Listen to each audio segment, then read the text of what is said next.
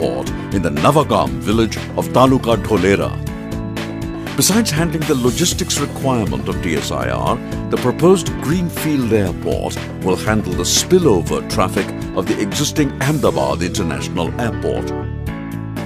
The airport will propel an airport-led economic growth in the entire region. Government of Gujarat has formed an SPV, Dholera International Airport Company Limited, to facilitate the project in PPP mode with the help of project management consultant as per the Greenfield Airport policy of the Government of India. Dholera International Airport Company has obtained necessary approvals such as environment clearance, in-principle approval, etc. from Government of India. Dholera Airport project has been declared as an early bird project jointly by Department of Industrial Policy and Promotion, DMICDC and the government. Whether it was Chandigarh or whether it is Noida or others, do you take anything from a decade to 2 decades or even longer to develop? So this private capital is not going to be required on day one. It will be required as these projects gather steam and momentum. But what's there for the private sector? And will it prove to be commercially viable? There are activities which don't have the ability to generate commercial revenues. Typically, urban roads, sewage, solid waste disposal can generate revenues, but certainly not enough to recover the capital cost. Whereas there are other kinds of activities which are obvious, electricity generation, telecom services, power generation, which can easily be water even, which can be more commercially viable. And those are then left to the private sector. But even where you are looking at public funding, financing those assets, which have to be necessarily financed by public funding, it does not mean, and that's an important distinction to make, it does not mean that the provider of those services has to be the public. Kant is aware of the situation, and perhaps that is why the DMIC has sought around 18,500 crore rupees to build the trunk infrastructure. Like drainage, water supply and public transport. One must realize that there is a very important component of the trunk infrastructure. If you don't have good drainage, if you don't have good sewage, if you don't crack the trunk infrastructure, which is commercially not viable, the other component of the private-public partnership will not happen. So the trunk infrastructure, to our mind, is the key, and that is where the government needs to step in. New cities, over a 30-year period, are very commercially viable. They take a longer period. They take 13 years, 14 years to break even. But once they break even, then they generate a lot of resources. And from that 13th year to the 30th year, they in fact generate so much of resources that you can make many more cities. But the key challenge here is that you should be able to monetize land value. That is the key challenge. Monetizing land value is not the only challenge. In fact, the list of challenges is a rather long one. From land acquisition to financing to governance. When we come back, we'll see at what the road ahead for DMIC looks like. Braj Bidani Group and Bloomberg UTV present Building India.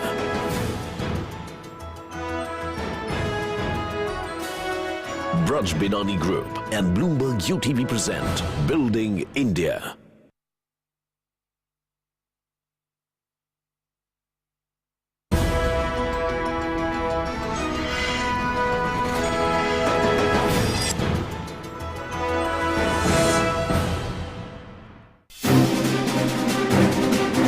That is how the future cities of a country would look like. If the projections by the DMIC project are anything to go by. It is perhaps the most ambitious project since independence. From building mega industrial zones to building mega cities. The DMIC wants to give the country a complete facelift. But planning is one thing, and translating plans into reality is another. As Pradeep Singh, the Vice Chairman and Managing Director of IDFC project says, master plans are often more violated than being followed. Sustained plug-and-play project. Ready for both the international companies that are in talks with the central government as well as residential and commercial complexes, making it a part of a global fraternity of smart cities like Shanghai and Beijing. The smart future is here at Dholera SIR. With a beautiful environment and all the latest smart facilities, this is the perfect place to begin a new future or even set up a business. With the influx of large national and international companies planning to set up in Dholera SIR, the economic and social development of this area will make it on par with international mega cities. Construction of world-class ABCD building is in full swing.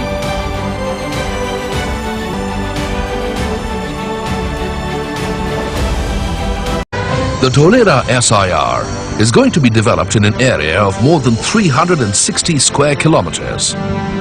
It will be developed as a global hub of economic activity, supported by world-class infrastructure, premium civic amenities and centers of excellence. It will cater to both international and domestic markets.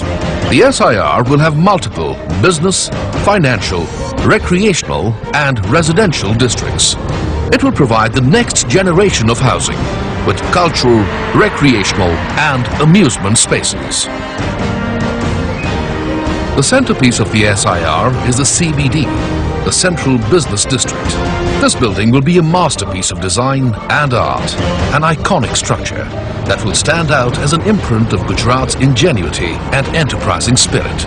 A true monument dedicated to New Gujarat, the Golden Gujarat.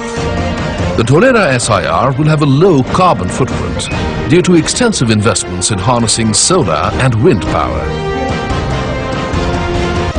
The adjoining Kalpasar Dam will create a sweet water reservoir which will transform the area into a lush green landscape.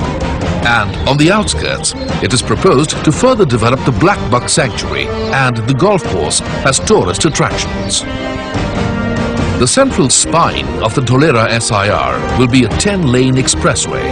This will connect the SIR with Ahmedabad on the one hand and with the airport and seaports on the other. The SIR will also be linked with Ahmedabad city through a metro rail system.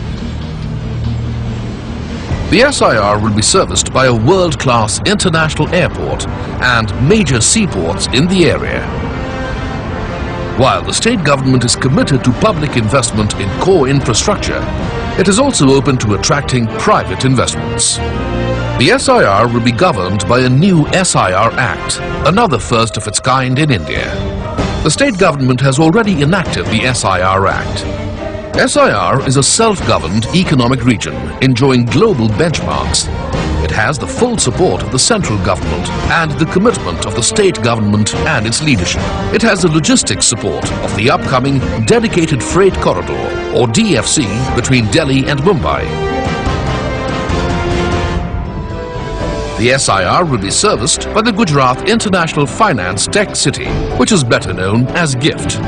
The Dholera SIR is a lifetime opportunity.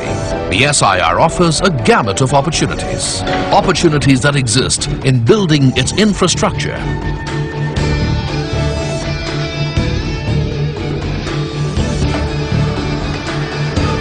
Opportunities that exist in setting up industries or other economic activities.